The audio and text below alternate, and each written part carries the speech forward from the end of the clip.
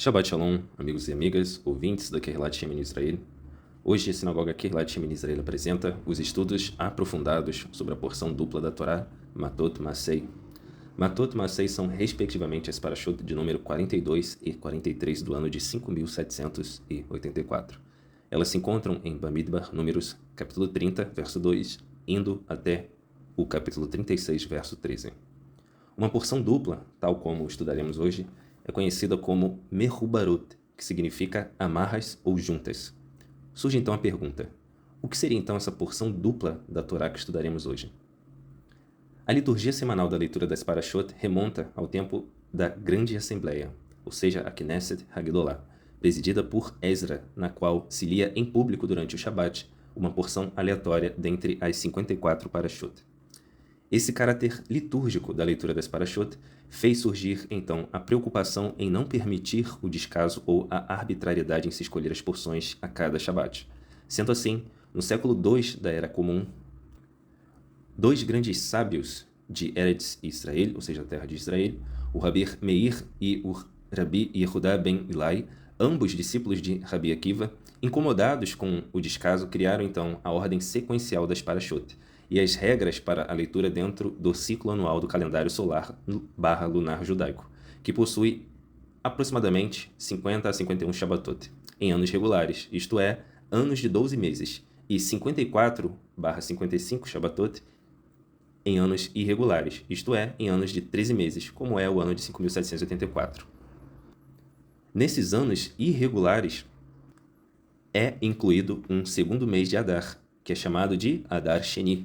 Tal acréscimo se dá pois o ano lunar tem 354 dias e o ano solar tem 365 dias. E para que as estações não se desloquem muito dos meses de colheitas, se ajusta então o ano lunar ao solar, se adicionando um mês a mais. Tal particularidade faz com que a sequência de leitura se adeque, então, para que as 54 parashot sejam lidas dentro de um ciclo anual. Portanto, em certas ocasiões ocorre a junção de duas porções da Torá, como é o caso do nosso estudo de hoje, que são lidas conjuntamente em um mesmo Shabat. E tal junção recebe então o nome de Mehubarot, que significa amarras ou juntas. Ou seja, amigos, hoje estudaremos, em função do ano irregular de 5.784, duas parashot. Assim sendo, vamos direto ao ponto, o que está sendo relatado na porção dupla de Matot Masei. O nome da Parashá Matot significa tribos e é encontrado em Bamidbar, números capítulo 30, verso 2. E o nome da Parashá Masei significa jornadas e é encontrado em números 33, verso 1. Moisés transmite as leis que governam a anulação de votos aos chefes das tribos de Israel. A guerra é travada contra os midianitas, por seu papel em tramar a destruição moral de Israel. E, ainda neste contexto, a Torá dá um relato detalhado dos despojos de guerra e como eles foram alocados entre o povo, os guerreiros, os levitas e o Kohen Hagadol, ou seja, o sumo sacerdote.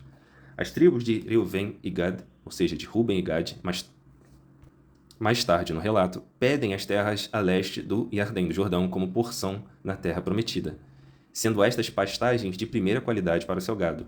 Inicialmente, Moshe fica irritado com o pedido, mas concorda com a condição de que eles primeiro se juntem e liderem na conquista de Israel das terras a oeste do Iardém, do Jordão. As 42 jornadas e acampamentos de Israel são listados nestas parashot. Do êxodo do Egito ao acampamento nas planícies de Moab, ou seja, nas planícies de Moab, do outro lado do rio, da terra de Canaã, ou seja, da terra de Canaã. Os limites da terra prometida são então dados, e as cidades de refúgio são designadas como refúgios e os lugares de exílio para quem matou alguém por engano ou descuido. As filhas de Tzlofehad se casam dentro de sua própria tribo de Menashe, de Manassés, para que a propriedade que herdaram de seu pai, na paraxá passada, não passasse para a província, para a posse de outra tribo. Assim sendo, amigos, vamos agora para a primeira parte do nosso estudo, cujo título é Fazendo depressa aquilo para o qual fomos chamados.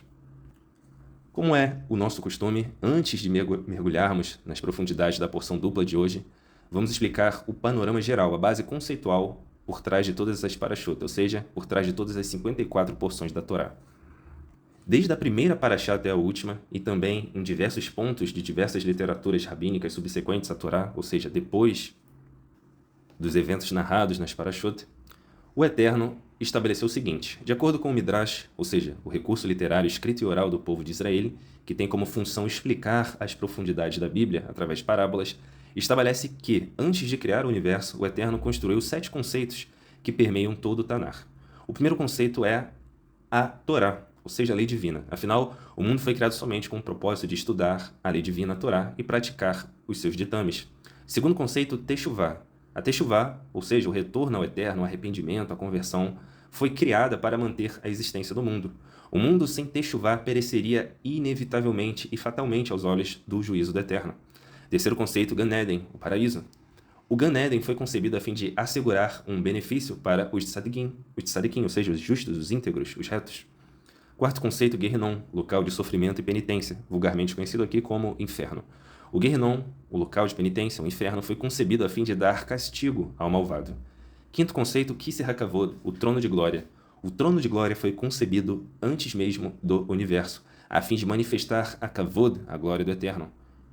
Sexto conceito, o Beit HaMikdash, que é o lugar onde a Shekhinah, ou seja, a divina presença, repousava permanentemente. O conceito de Beit HaMikdash, ou seja, a casa do definido, a casa do distinto, a casa específica, foi concebida como uma condição para a criação. Sétimo e último conceito, o nome do Mashiach. O objetivo final da humanidade é chegar aos dias do Mashiach, do Messias, ou seja, na época da Geulah, da redenção. Portanto, o nome do Mashiach devia ser formulado antes mesmo da iniciação do mundo, conforme aludido em Mishlei Provérbios 8. Estas conceituações têm como referência a literatura El Midrash Disse e é atestado também nos comentários do Rumash Gutnik, na página 5, sobre o comentário Por que Deus criou a luz. Estas 7 criações, amigos, esses 7 conceitos, portanto, são vitais para a humanidade. E eles foram concebidos antes da criação. E estes 7 conceitos representam a base estrutural do roteiro do nosso mundo. E através destes conceitos observamos que o Eterno não negocia a sua soberania e o seu projeto. Um texto que exemplifica, que evidencia muito essa realidade, se encontra em Yeshayahu, Isaías capítulo 45, verso 5, que diz o seguinte: Eis que eu sou o Eterno, o Senhor, o Adon, e não existe nenhum outro além de mim, não há Deus. Eu te cinjo e te concedo poder, ainda que não percebas quem eu sou. Ou seja, o Eterno não aguarda, não pede nossa permissão, nossa boa vontade para agir, tampouco nosso entendimento. Continuando, versículo 6, para que saibam todos que do nascente ao poente não há ninguém além de mim. Eu sou eterno e não existe nenhum outro. Eu, o Eterno, formo a luz e crio as trevas. Faço a Shalom, a paz, e crio o mal. Eu, o Eterno, faço absolutamente tudo. Uma pequena pausa aqui. Este eu crio, amigos, que está presente em algumas versões, aponta para o verbo no original, que diz que o Eterno não somente criou ou formou, ele é o Yotzer. Ele, antes de tudo, intencionou, planejou. Todos nós, toda existência veio de um propósito firme. Somos propositados em cada detalhe, em cada aspecto. O Eterno não criou, não intencionou, não planejou um determinado momento da humanidade, do mundo, das criaturas, e abandonou o mundo à sua própria sorte. O Eterno é o planejador de todas as coisas. Conforme diz o versículo 7, eu, o Eterno, faço absolutamente tudo. Continuando, versículo 8, Gotejai, ó mais elevados dos Shamaim, dos céus, fazei com que chova a justiça, derramem-na em abundância as nuvens, abra-se a terra e produza a Shuá, a salvação. Ao mesmo tempo, faça a terra brotar também a retidão. Eu, o Eterno, o Adon, a criei. Ai daquele que peleja diante do seu Criador, daquele que não passa de um mísero caco entre os muitos cacos espalhados pelo chão. Porventura pode o barro reclamar ao oleiro: o que é isto que está modelando? Será que a obra que faz o oleiro pode protestar: tens tu, oleiro, alguma experiência? Mostra-me as tuas mãos. Ai daquele que se insurge contra o seu pai, alegando o seguinte: o que é isto que gerastes? Ou se volta contra a sua própria mãe, dizendo: o que é isso que deu à luz? Esse foi o texto de Yeshayahu, Isaías capítulo 45, verso 5 até o capítulo 10. E aqui, amigos, cabe então uma reflexão. Já trouxemos essa reflexão em outras parashot, mas sempre vale a pena repeti-la. A quem interessa, seja pessoas ou instituições, diluírem o real alcance da soberania divina? Sempre devemos estar com os nossos olhos abertos para pessoas ou instituições que apesar dos inúmeros textos mencionarem, afirmarem que o Eterno propositou todas as coisas, esses grupos e pessoas dizem que ele não participa ou o Eterno não projetou todos os aspectos da nossa existência. E para o eleito, para o Beneior, para o Filho da Luz, isso é inconcebível. Seria terrível imaginar esses cômodos, essas salas, essas realidades, essas supostas realidades, que teoricamente o Eterno não tem participação. Seria terrível fantasiar um mundo onde pessoas e instituições, seres celestiais, seres danificadores, têm autonomia e escolha e fazem o que querem. Onde estaríamos se o mundo estivesse em nossas mãos? Se o mundo estivesse repousando, se a continuidade do mundo estivesse repousando em cima de supostas escolhas da humanidade, em cima de supostas autonomias de seres celestiais ou dos seres danificadores, abaixo do Eterno. Então, porque dele, por ele e para ele são todas as coisas. O Eterno cria absolutamente tudo. Não negocie jamais este valor, esta realidade em sua vida. Concluindo agora a nossa introdução, vamos direcionar a nossa atenção aos aspectos aprofundados das Parashut, Matot e Maasei. Vamos então aos comentários do Humash, da editora Sefer, a Torá de Moshe, na página 484. Essa página contém os comentários sobre Bamidbar Números, capítulo 31, verso 2. E diz o seguinte: Capítulo 31, verso 2. Vinga os filhos de Israel dos midianitas e depois será juntado ao teu povo. O comentário diz o seguinte sobre esse versículo. O Midrash escreve que Moisés poderia viver mais tempo, pois a sua morte estava em primeiro lugar condicionada à vingança contra os midianitas, e por isso talvez ele pudesse demorar em cometer a vingança.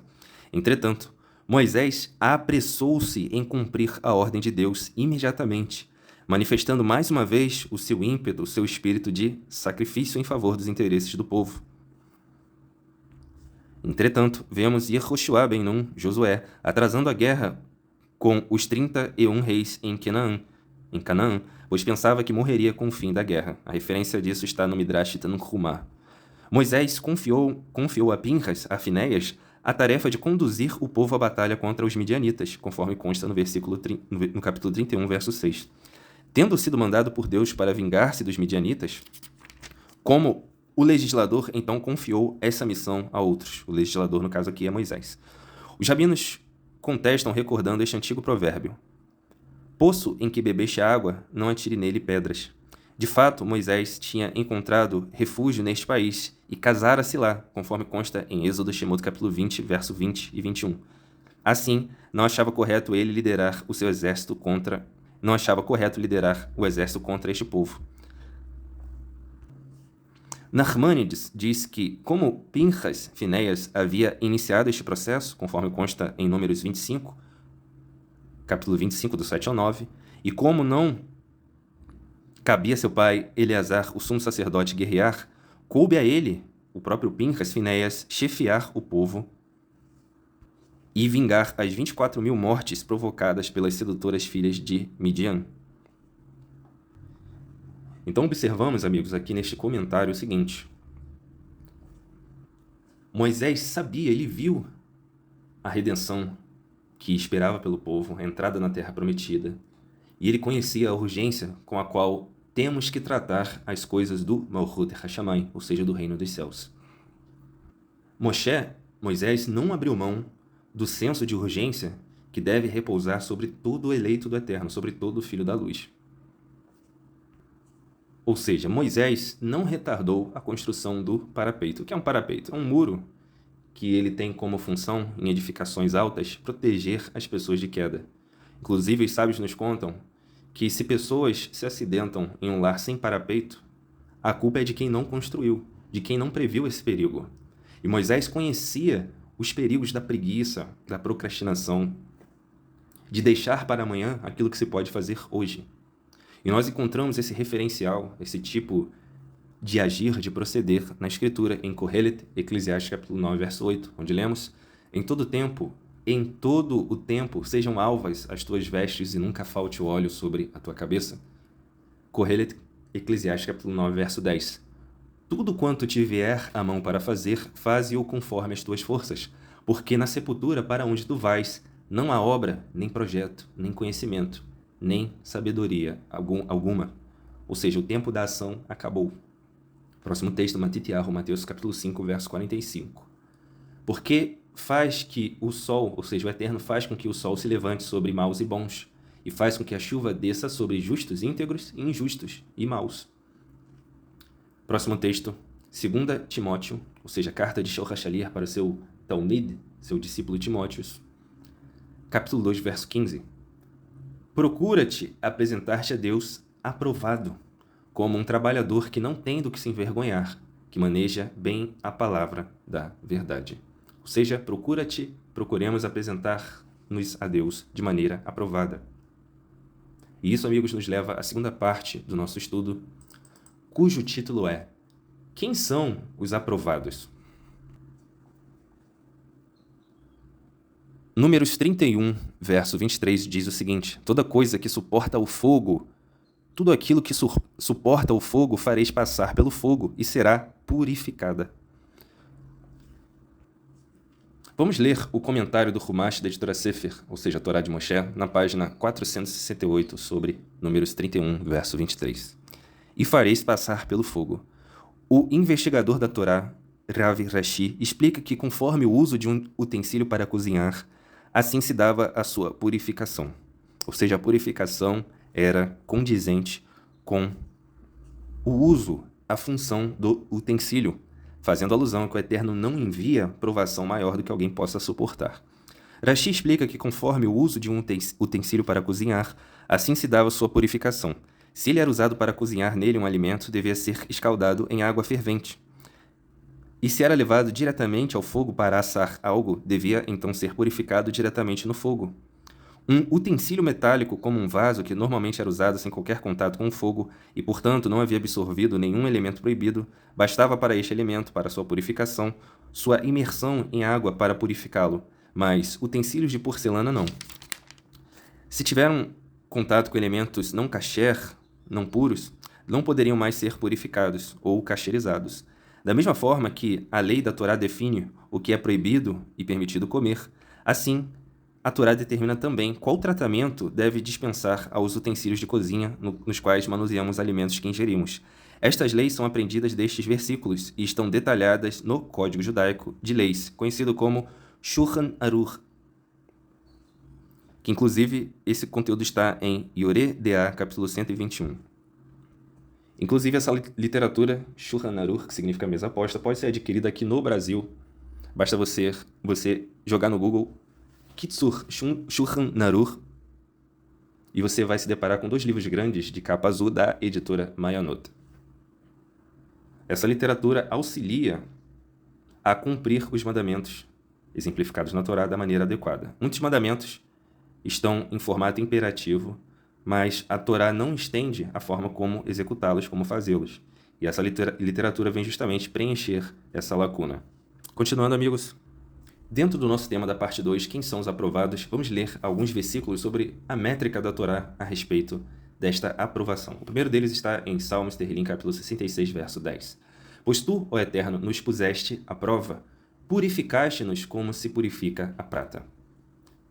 Zacarias, capítulo 13, verso 9. Farei passar esta terceira parte pelo fogo e a purificarei, como se purifica a prata, e a provarei como se prova o ouro. E essa gente então invocará o meu nome, e eu a ouvirei e direi, eis o meu povo. E ela exclamará, o Eterno, o nosso Adão, o Senhor, é o nosso Elohim, o nosso Deus. Próximo texto, Jó, capítulo 23, verso 10. Porque ele, o Eterno, conhece o caminho que está comigo. Ele, o Eterno, me testou, me refinou, me confirmou, para que eu emergisse como o ouro, e o meu pé se manteve em sua trilha, como quem segue passos de alguém que percorreu o caminho antes. E eu guardei o seu caminho e não me desviei dele, repetindo, porque ele conhece o caminho que está comigo, e ele me testou, para que eu emergisse como ouro, e o meu pé se manteve em sua trilha, e eu guardei o seu caminho e não me desviei dele. Próximo texto, 1 Coríntios, capítulo 13, verso 3, ou seja, primeira carta de Shaul HaShaliach para os Netzarim que estavam em Corinto. A sua obra será manifesta, porquanto o dia trará a luz, pois será revelada pelo fogo. e este fogo provará a qualidade da obra de cada um. Por esse texto, amigos e amigas, compreendemos que o lugar para ser refinado é o Olam Hazé, ou seja, o mundo presente. Não é possível ser testado, ser provado, ser confirmado, ser refinado, sem as pressões cotidianas. São as dificuldades do dia a dia que vão extrair o melhor ou o pior de cada indivíduo. Hazé Shalom, que a Terra nos livre. Vamos agora a alguns versículos que nos mostram o caminho desse refinamento. Lembrando que esse refinamento é em relação ao indivíduo para Deus, e não o inverso. O Eterno não tem que provar nada para o indivíduo. É o indivíduo que, através do seu refinamento cotidiano, vai entendendo cada vez mais as questões do Malchut Hashamayim, do Reino dos Céus. Ter-lhe em Salmo 139, verso 23, sonda-me, ó Deus, e conhece o meu coração. Prova-me e conhece os meus pensamentos. Vê se há em mim algum caminho mau, algum caminho adverso, e guia-me pelo caminho eterno. Próximo texto. Matitiahu, Mateus capítulo 3, verso 8 e verso 9. Produzi, pois, frutos dignos de arrependimento, e não comeceis a dizer entre vós mesmos o seguinte: nós temos por pai a Avraham, ou seja, Abraão, porque eu vos afirmo que destas pedras Deus poderia suscitar descendência, filhos a Abraão. Ou seja, não se pode trocar a techuvá, que é um esforço diário, por discursos de autoridade ou de genealogia. A techuvá é uma responsabilidade intransferível e diária, cotidiana. Todos os dias temos que fazer techuvá. Todos os dias temos que retornar ao Eterno, com sinceridade, com verdade e com esforço. Próximo texto, 2 Coríntios, capítulo 10, verso 17. Segunda carta de Shorachalier aos Netzarim que estavam presentes em Corinto, capítulo 10, verso 17. Aquele, porém, que se gloria, glorie-se no Eterno, porque não é aprovado quem a si mesmo louva. Ou seja, quem dá testemunho de si próprio, mas sim aquele a quem o Eterno louva. Próximo texto, Yohanan, João, capítulo 5, verso 31. Se eu der testemunho acerca de mim mesmo, o meu testemunho não será válido.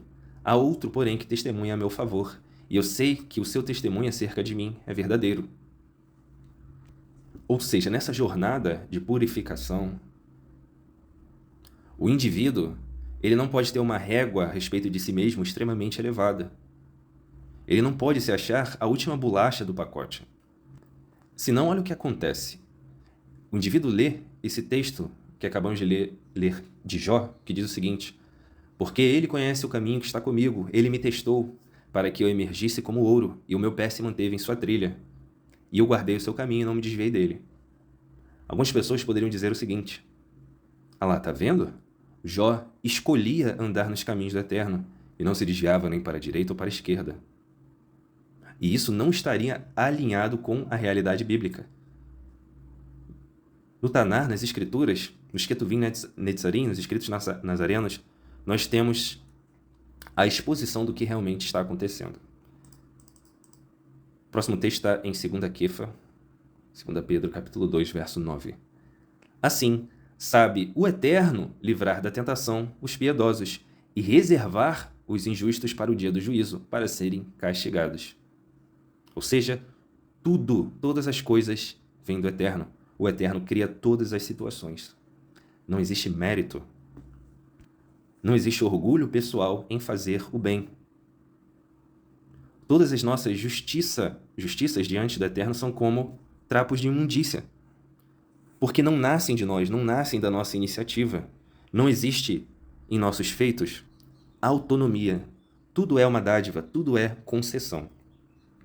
E isso, toda essa contextualização, não nos esvazia de maneira nenhuma da nossa responsabilidade. Ainda assim, todos nós temos responsabilidades, conforme está registrado em 1 Coríntios capítulo 9, verso 27. Antes, subjugo o meu corpo e o reduzo à servidão, para que, pregando eu aos outros, eu mesmo não venha de alguma maneira a ficar reprovado. Ou seja, não obstante a fonte, a origem dos nossos feitos, nenhum de nós está isento de responsabilidades. Nenhum de nós está isento de treinar os nossos olhos, as nossas mãos, para fazer aquilo que é correto. E treinar de maneira extensiva, treinar de maneira trabalhosa todos os dias. Conforme diz esse texto, em 1 Coríntios capítulo 9, verso 27, subjugo o meu corpo e o reduzo à servidão, para que eu, pregando aos outros, não venha, de alguma maneira, a ficar reprovado. E isso, amigos e amigas, nos leva à terceira parte do nosso estudo, cujo título é O Lugar para Ser Refinado. A partir desta parte 3 do nosso estudo, vamos nos debruçar sobre os comentários da Parashá Maaser. Esse comentário está na página 493, sobre o capítulo 33, verso 1 de Números, de Bamidbar Números, que diz o seguinte: estas são as jornadas, lendo o versículo, estas são as jornadas dos filhos de Israel, que saíram da terra do Mitzrayim do Egito, segundo seus exércitos, por intermédio de Moshe, ou seja, de Moisés e Aharon, Moisés e Arão. Estas são as jornadas. Antes dos israelitas entrarem na terra prometida, na terra específica, Moisés enumerou os lugares onde acamparam durante a sua travessia no deserto. Isto fazia para recapitular e lembrar a bondade e o amor do Eterno ao seu povo, pois em todo lugar onde este pousava, a assistência divina não lhe faltava, ou seja, onde o povo estava, o Eterno sempre estava auxiliando. Se contarmos estes lugares, veremos que são 42. E Deus tinha dito a Moshe: Ehyeh asher ehyeh, serei o que serei. Isso está em Êxodo, Shemot, capítulo 3, verso 14. A palavra Ehyeh, repetida 2 vezes e cujas letras somam 42, assinalaram desde então que Deus, o Eterno, estaria com o povo também nas 42 peregrinações do deserto, e conforme o Talmud, quando dominado por outros povos também. Isso está em Berahut, capítulo 9. A viagem dos nossos antepassados pelo deserto é semelhante, de certo modo, à viagem da vida do homem sobre a terra, ou seja, sobre o Olam Hazé, sobre o mundo presente. Relacionando-se a diversas etapas e lugares desta viagem, a pessoa deve gravá-las na mente para não repetir os mesmos erros. Ou seja, a pessoa deve olhar para o seu passado, ver como o Eterno tem nos auxiliado, tem nos colocado de pé, como o Eterno tem feito brilhar sobre as nossas cabeças o sol. Não devemos desprezar ou ignorar nenhum destes momentos. Em todas as etapas da nossa jornada, o Eterno está conosco. E a pessoa deve gravá-las na mente para não repetir os mesmos erros. Feliz o homem que puder reconstituir com alegria o seu passado e não encontrar nenhuma mancha. Este sim se poderá felicitar de ter chegado a um bom porto e com a consciência tranquila. Ainda sobre essas jornadas, o próximo comentário está na página 494. As jornadas. O final do Sefer Bamidbar, ou seja, do livro de Bamidbar, do livro de Números, o livro do deserto, ou seja, o quarto dos 5 livros da Torá, desenha as jornadas do povo no deserto e nos limites da terra de Israel. Isto é, o fim está ligado ao princípio. São 2 épocas, das quais uma é o meio para se chegar à outra, pois o deserto foi o cadinho e o lugar da formação do eterno e imperecível povo de Israel. Ou seja, no início da nossa história, existe um povo forjado no deserto, como se fosse em um cadinho.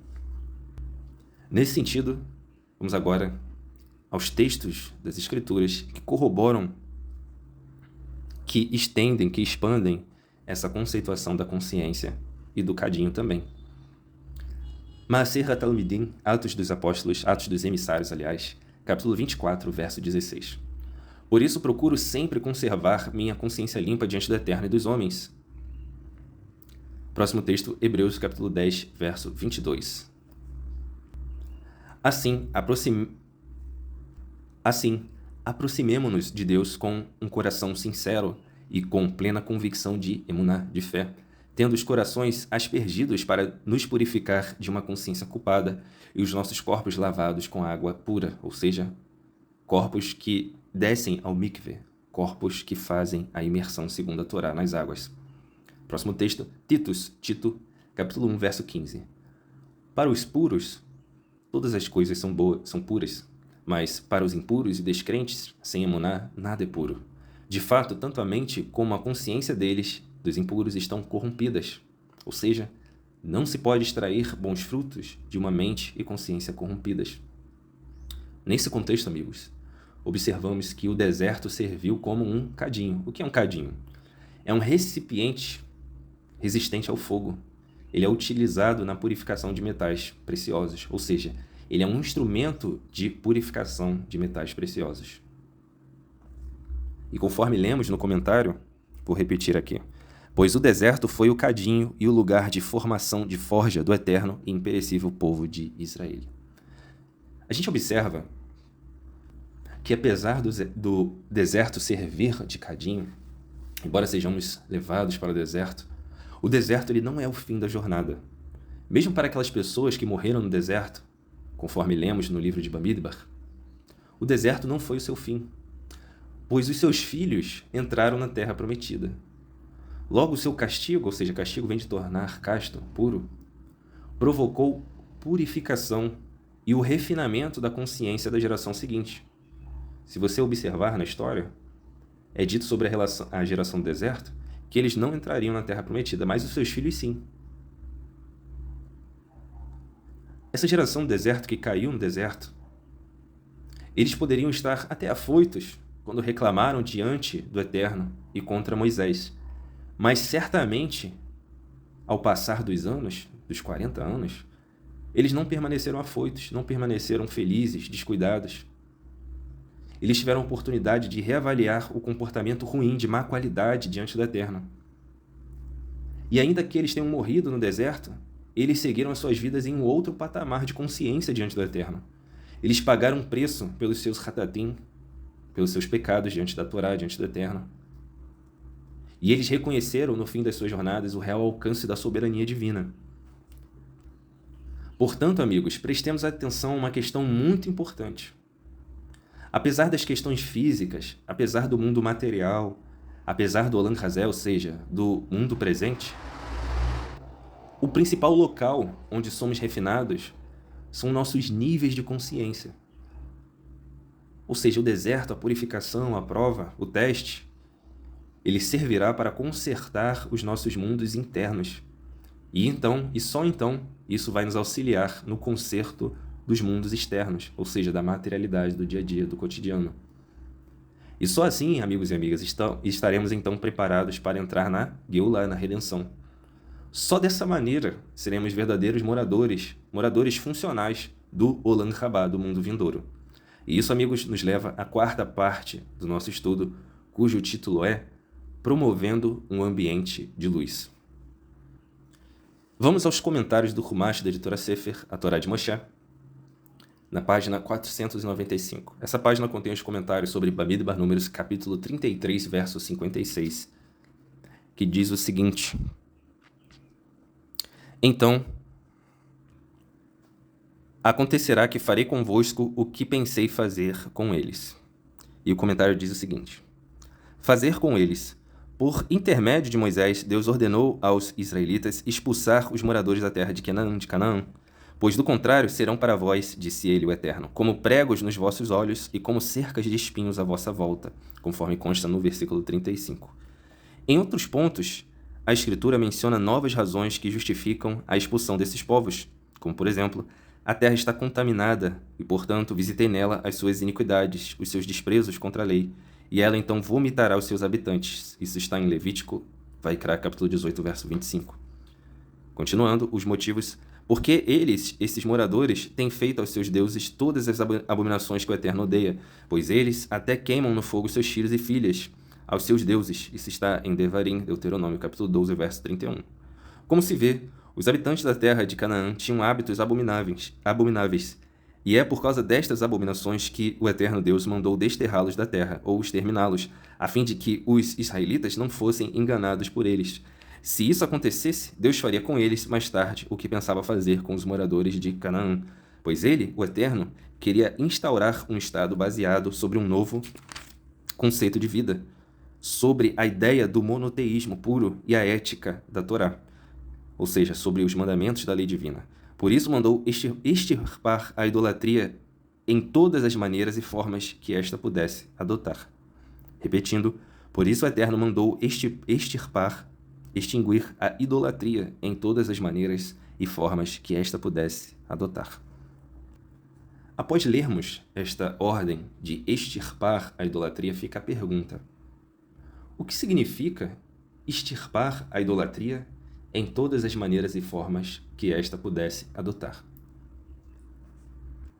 Ao longo destas 42 parashot transmitidas, nós observamos que viver sem a Torá, sem a lei divina, sem considerar aquilo que o Eterno estabeleceu como vivência real, é idolatria.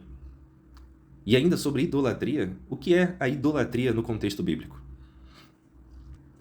A idolatria é avodá zará, um exizará, ou seja, um fogo estranho, um serviço estranho, que não purifica, mas mata os níveis de consciência e, por fim, a pessoa.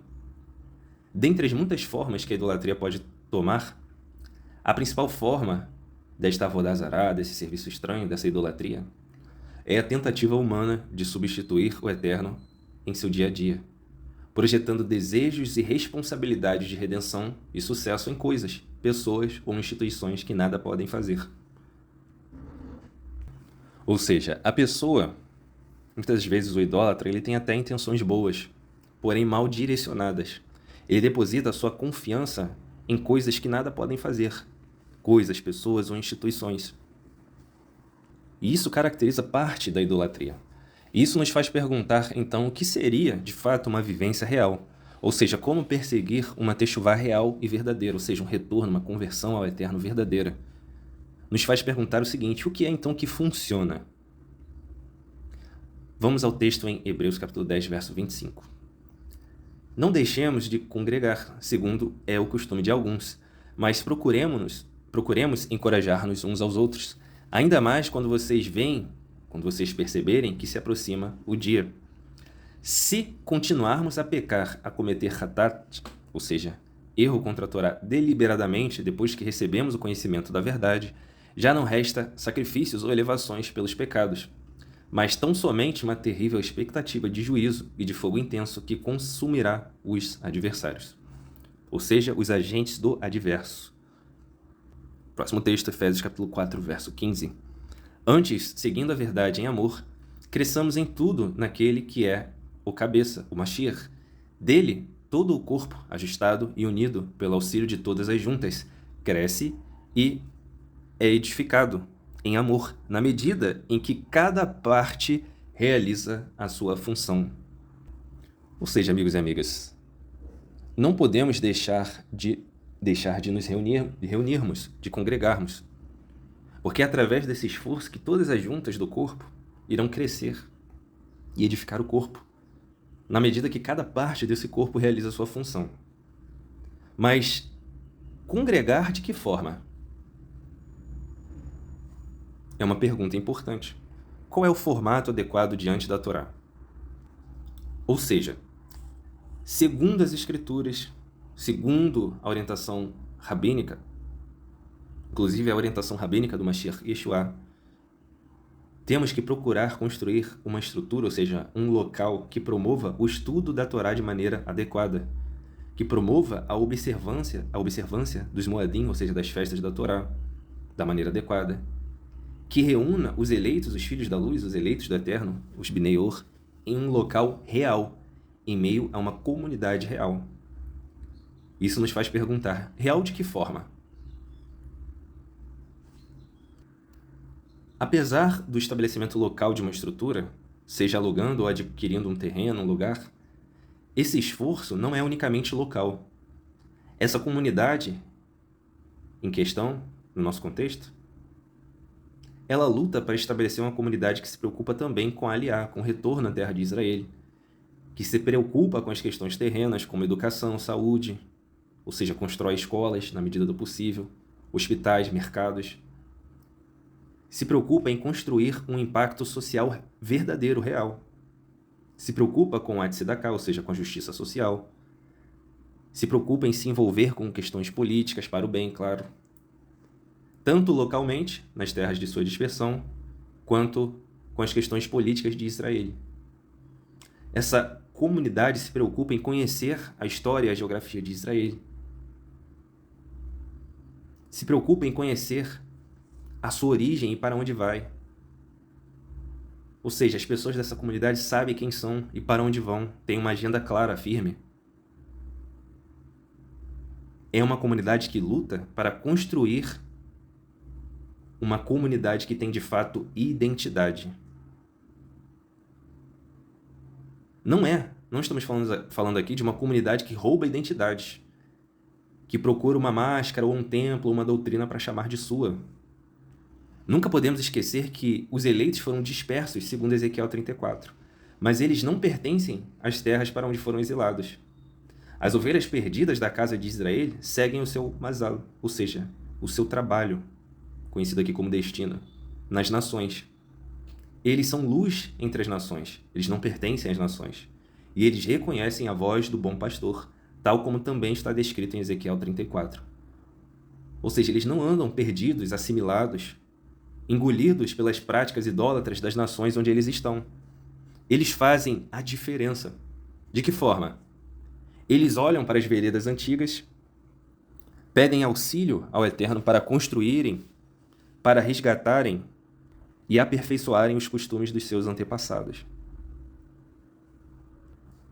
Ou seja, segundo a ajuda do Eterno, segundo o portão de Teshuvá, de retorno ao Eterno, que é o Mashiach Yeshua, estas gerações espalhadas no exílio, na Galut, na diáspora, podem retificar os erros dos seus antepassados, levando não somente a si mesmos, como comunidade, a um patamar existencial mais elevado, mas também todo o mundo segue essa mesma jornada, na medida que as ovelhas perdidas da casa de Israel encontram o seu lugar no mundo, encontram e trabalham dentro da estrutura da Torá.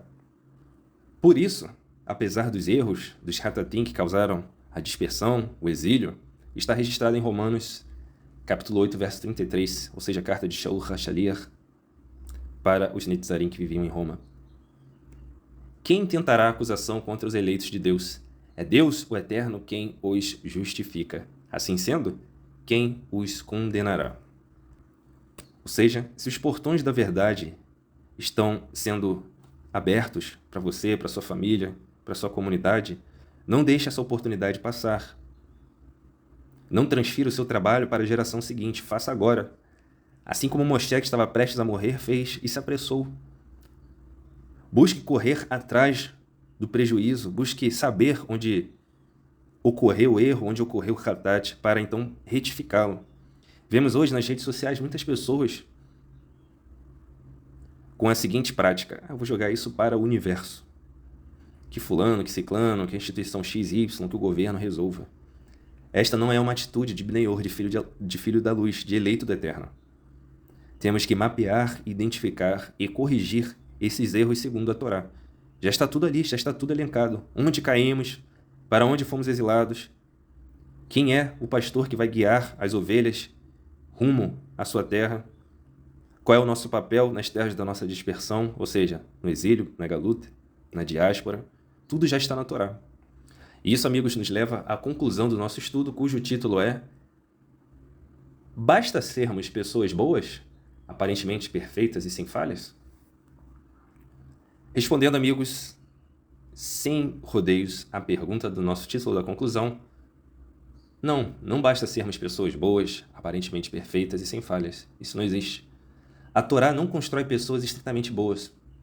A Torá promove a construção, a edificação, a aprovação de pessoas reais, que passam por adversidades e têm suas obras passadas pelo fogo, e são guiadas e aprovadas pelo Eterno. Se a preocupação da Torá, do Eterno, fosse criar pessoas boas no Olam Hazé, no mundo presente, o mundo e as pessoas teriam outro design. Somente o Eterno é bom, tal como atestado pelo Mashiach Yeshua, que diz o seguinte: bom é só um, o Pai que está nos céus, no Shammai. Nesse caso, o bem é a ferramenta utilizada pelos filhos da luz. Mas isso tornaria o filho da luz meritório de algo? Lidar com o bem, ou seja, manusear o bem, torna o indivíduo bom? Altera aquilo que o indivíduo é? Não. A referência está em Marcos Mordecai, capítulo 10, verso 18. Por que me chamas bom? Ninguém é bom, senão um que é Deus, o Eterno. E olha que quem estava falando isso era o Mashiach, Yeshua. Por que me chamas bom? Ninguém é bom senão um, que é Deus, o Eterno. Não existe mérito pessoal em nossos feitos. Tudo vem do Eterno. O Eterno é a fonte de todas as coisas.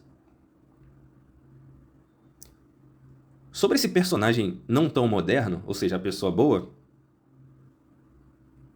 vamos reparar algumas características. Essa pessoa boa, em termos modernos, ela está preocupada em mostrar que não erra. Ela não incomoda. Pelo contrário, ela se acomoda. Ela faz o que tem que fazer de maneira contida para ser uma pessoa boa, para ser considerada uma pessoa boa. Ela perdoa César. Ela atropela coisas que deveriam ser feitas e não são. Ela é uma caricatura de um ser humano funcional. O ser bom, em termos atuais, é uma ilusão idólatra para escapar das responsabilidades reais. É uma pessoa que não procura se desgastar na presença do Eterno, diante da sua Torá, diante da comunidade. Mas para a grande maioria ela é considerada uma pessoa boa. E se faz necessário dizer que a pessoa boa não tem lugar no Malhut Hashamai, no reino dos céus. Porque ela é uma caricatura passiva em relação ao mundo. Tudo que ela faz é para manter sua aparente bondade. E a pessoa boa, essa caricatura moderna, dentro do nosso contexto de Teshuvá, no máximo se torna um adepto do filosemitismo, também conhecido como judeofilia, que é a defesa ou amor ou admiração pelos judeus e pelo judaísmo. E a internet hoje está abarrotada disso. O mundo não precisa de mais filosemitismo. Ele precisa de pessoas reais que promovem ações concretas de Teshuvá. Muitas pessoas, muitos grupos em nossos dias, muitas organizações, começam a se identificar e resgatar o termo messiânico, se identificam como messiânicos, como toraísta, como agente de restauração, sem, porém, se apegar aos aspectos reais da vida. São pessoas e instituições que criam mais um núcleo religioso, isolado da agenda, dos objetivos das Escrituras. Se você for investigar, você vai perceber que são grupos e pessoas que, não obstante a aparência, apesar do aspecto ali da aparência, não estão nem aí para Israel. Não estão nem aí para aprenderem o hebraico, para entenderem as questões políticas, geopolíticas de Israel, de Israel. Não ligam, não se esforçam para construir uma comunidade real. Não sabem nada do Holocausto. Não desejam retornar à terra de Israel. Não desejam construir escolas, hospitais, estruturas que atendam a comunidade. Ou seja, eles se trancam dentro de cercas dogmáticas e ninguém mais pode entrar. Vivem uma fantasia. E para esses perfis filosemitas, tudo que importa é o parecer ser e não o ser de fato.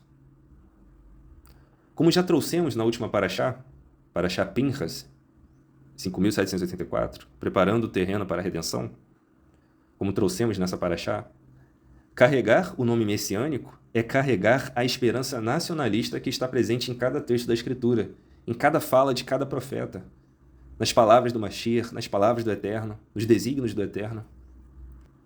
Ainda nessa contextualização, tem muita gente, muitos grupos, muitas instituições que se consideram, que se acham messiânicos pelo simples fato de crer no Mashiach Yeshua. Mas ignoram que, caso não se adequem à agenda nacionalista da Torá e do Mashiach Yeshua e dos seus contemporâneos, serão contados como aqueles que espalham ao invés de ajuntar. Hasve Shalom, que o Eterno nos livre. Lembrando mais uma vez que o ignorante não é uma pessoa incapaz ou uma pessoa burra. O ignorante, ele ignora aspectos de um assunto em detrimento de outro aspecto. No nosso contexto, ele se apega somente a orações, a rezas, a indumentária, a roupa ligada a Israel, ligada à Torá. Se apega ao estudo da Torá, tão somente, sem considerar todos os aspectos da vida e da crença messiânica. E onde está o perigo disso tudo? O filosemita, a pessoa que nutre essa admiração, esse amor pela cultura da Torá, pelos judeus, muitas das vezes se torna um antissemita. Vide Lutero. Lutero lidava com o material semita, ou seja, com as escrituras. Ele tinha um apreço pelo material semita, pela literatura semita. E perto do final da sua vida escreveu uma obra atacando os judeus, mandando destruir seus livros, queimar suas sinagogas. Inclusive, ele é elogiado por Hitler. E Lutero estava no coração da vanguarda religiosa daquele período. E por não produzir frutos segundo a Torá, ele se tornou responsável pela expansão de um movimento que já era irrecuperavelmente idólatra por dentro. Tudo o que ele fez foi expandir e ressignificar a idolatria religiosa do sistema político de Roma, do sistema político-religioso de Roma, com a desculpa de uma reforma. Eu vou consertar aqui o que está errado dentro de Roma. Mas conforme vemos e constatamos, a Torá não precisa de reforma.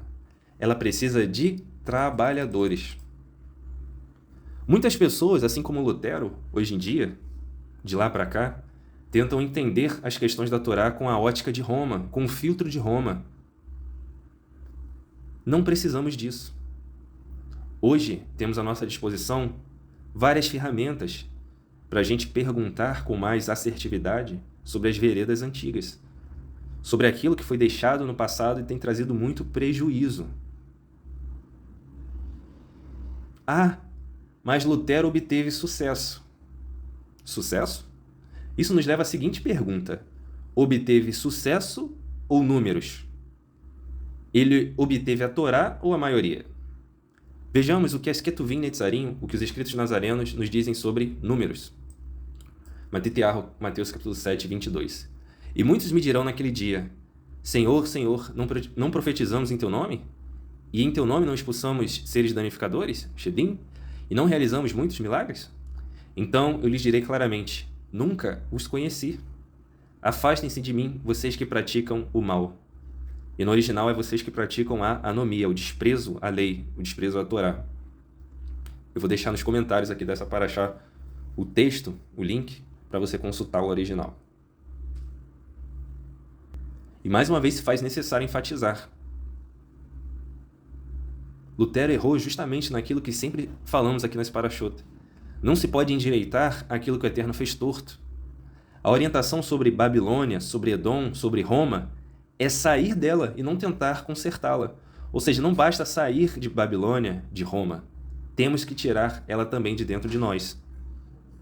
Conforme consta em Sefer Hitgalut, livro da revelação, conhecido aqui como Apocalipse, capítulo 18, verso 4. E eu vi outra voz do céu que dizia: sai dela, povo meu, para que não sejais participante dos seus ratatim, de seus pecados, e para que não incorra nas suas pragas.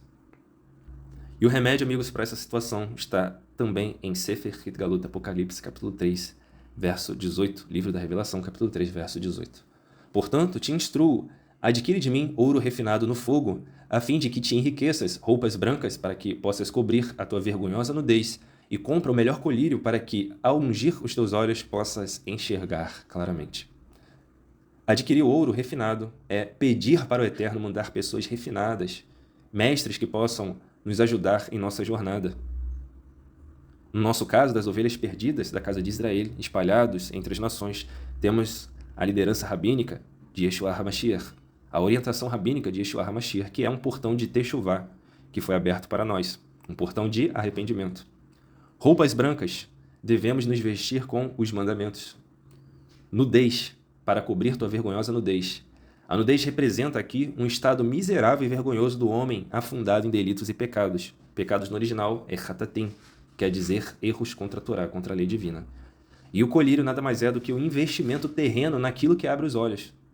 Conforme diria o Mashiach Yeshua, por que vocês gastam dinheiro naquilo que não é pão? Por que vocês gastam recurso, tempo, produtividade naquilo que não alimenta?